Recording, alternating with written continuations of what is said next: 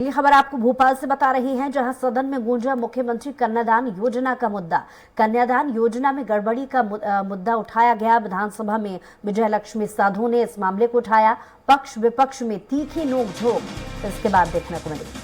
तो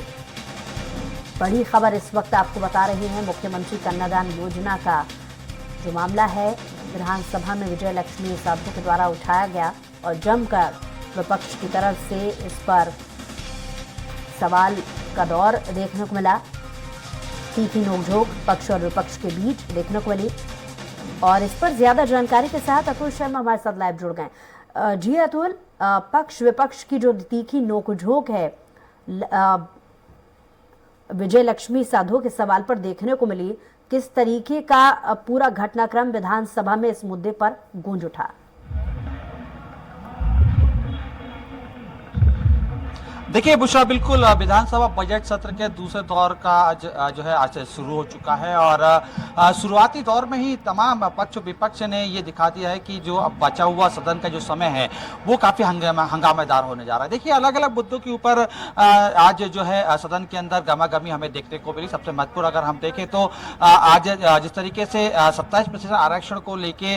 तमाम जो मुद्दा है वो सदन के अंदर घुसता हुआ दिखाई दिया और साथ में लाडली लक्ष्मी जो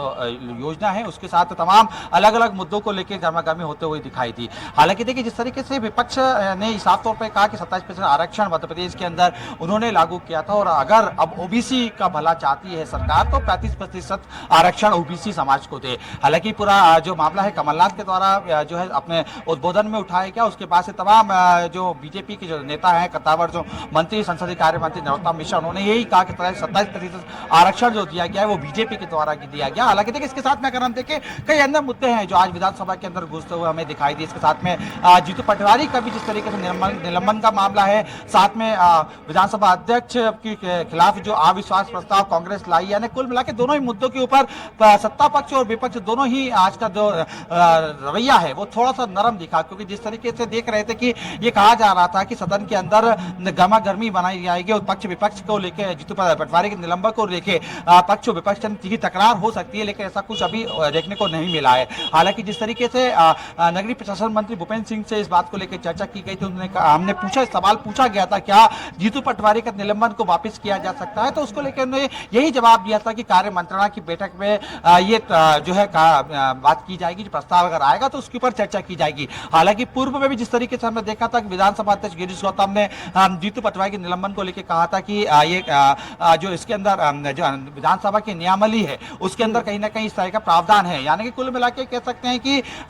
जीतू पटवारी के निलंबन और साथ में इसके साथ में विधानसभा अध्यक्ष गिरीश गौतम के खिलाफ जो अविश्वास प्रस्ताव आया है उसको लेकर दोनों ही